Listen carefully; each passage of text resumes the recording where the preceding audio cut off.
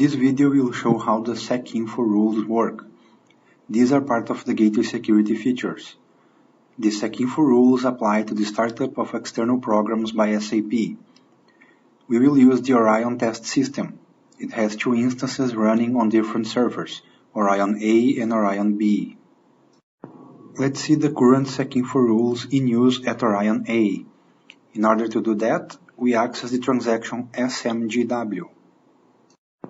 Then we access the menu Go to Expert Functions External Security Display SecInfo.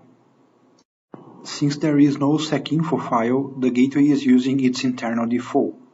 Let us create a file to demonstrate how the rules work. We go back in order to reload the file after having created it. After creating the file at operating system level, we access the menu Go to Expert Functions External Security Reread. We can see that the security files were reloaded at the bottom of the screen. Let's display the file again in order to see the rule we have created for this video. The first line is #version equals 2. This is recommended, so we use the syntax version 2 of these rules, which enables more features. This has to be the first line of the file. All other lines that start with a hashtag will be considered comments.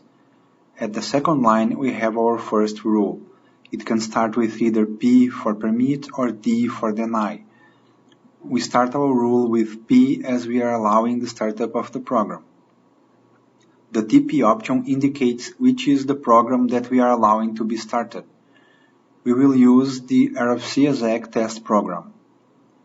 At the user option, we set the user ID that is allowed to start this program.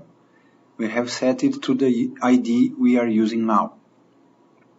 User host is a list of servers where the user could be logged on when starting the program. To define more servers, use a comma-separated list with no spaces. Blank spaces are used to separate one option from another. For now, we set this option to Orion B only. The host option indicates the servers where the program can be started. A comma-separated list can be used as well. The last two lines have rules that are recommended to be the last rules of the SecInfo file. The gateway applies the rules in the order that they appear in the file. That is why the order of the rules is relevant. In addition, the gateway has an implicit final rule which is deny all. Therefore, if we don't have a rule allowing a program to be started, this action will be denied. We have commented the final rules for this video so we can better demonstrate how the rules work. Let's access the transaction SM59 from Orion B in order to test our rule.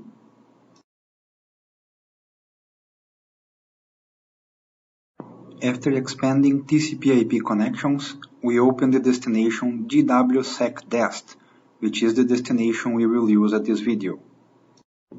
As we can see at the activation type section, the program is to be started at an explicit host. The program field indicates that SAP will start the RFC ABAP test program. The host where the program will be started is Orion A. The gateway options section indicates that we will use the gateway from Orion A to start the program. We click at Connection Test, and we see that the connection is successful. Let us repeat the tests, however, from Orion A.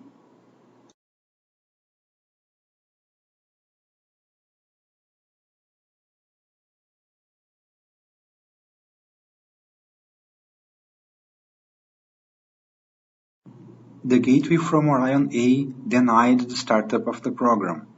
If you recall the rule, indeed we have set user host to Orion B only. Let us adjust that now.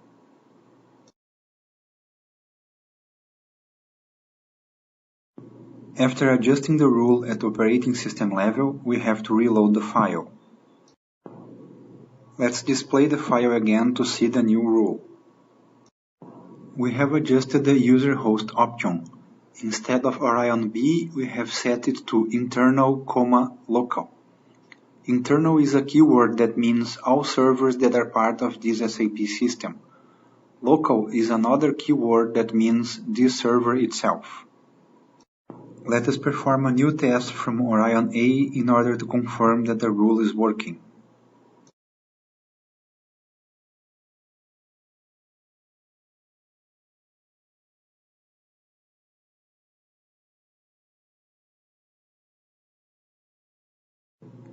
We can see that now the user can start the program from Orion A as well. Below this video, there is a link to a wiki page where you can find more information regarding the gateway security features. Thank you for watching.